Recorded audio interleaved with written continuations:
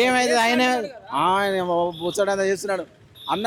Current కాడికి పోయినా current లేదు, గ్యాస్ కాడికి పోయినా గ్యాసు లేదు. ఓ ఏమి ఇస్తాడు అన్న ఆయనతో అవుతుంది అంటవా? మా ఆటోలే పని చేస్తున్నాడు. ఇంకా ఇంకా ఆయన ఏం చేస్తాడు ఇక?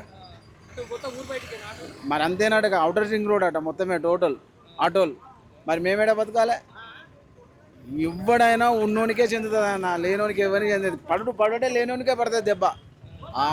ఏ సీఎం అన్నారా అని. ఇంకా రేవంత్ వచ్చిండి, ఆయనతో దౌడపెట్టి దెంగినట్టు అయింది మాకు. కేసీఆర్ కేసీఆర్ సెలవుని ఆయన మంచిగా చెప్పిండు.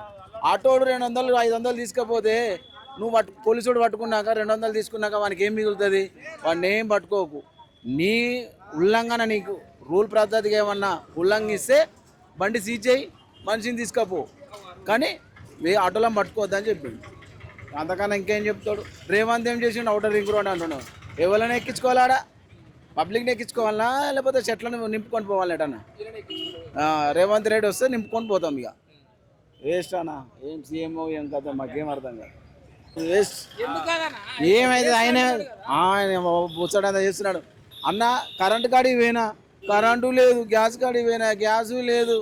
ఓ ఏమి ఇస్తాడు అన్న ఆయనతో అవుతుంది అంటవా? మా ఆటోలే పని చేస్తున్నాడు. ఇంకా ఇంకా ఆయన ఏం చేస్తాడు ఇక? మరి అంతేనాట, అవుటర్ రింగ్ రోడ్ అట మొత్తమే టోటల్ ఆటోలు. మరి మేమేడా బతకాలే? ఎవడైనా ఉన్నోనికే చెందుతుంది అన్న, లేనోనికి ఎవరికి చెందుతుంది. పడటే లేనోనికే పడుతుంది దెబ్బ. ఏ సీఎం అన్నారా అని. ఇంకా రేవంత్ వచ్చిండి, ఆయనతో దౌడపెట్టి దెంగినట్టు అయింది మాకు. కేసీఆర్ సెలవుని ఆయన మంచిగా చెప్పిండు. ఆటోడు 200 500 తీసుకపోతే నువ్వు పోలీసుడు పట్టుకున్నాక 200 తీసుకున్నాక వానికి ఏం మిగులుతుంది? వాడిని ఏం పట్టుకోకు. నీ ఉల్లంఘన, నీకు రూల్ పద్ధతిగా ఏమన్నా ఉల్లంఘిస్తే బండి సీజ్ చేయి, మనిషిని తీసుకపో, కానీ ఆటోలో పట్టుకోవద్దని చెప్పిండు. అంతకన్నా ఇంకేం చెప్తాడు? రేవంత్ ఏం చేసిండు? అవుటర్ రింగ్ రోడ్ అంటున్నాడు. ఎవరైనా ఎక్కించుకోవాలాడా? పబ్లిక్ని ఎక్కించుకోవాలన్నా లేకపోతే చెట్లను నింపుకొని పోవాలటన్నా? రేవంత్ రెడ్డి వస్తే నింపుకొని పోతాం. ఇక వేస్ట్ అన్న. ఏం సీఎంఓ ఏం కదా మాకేం అర్థం కాదు.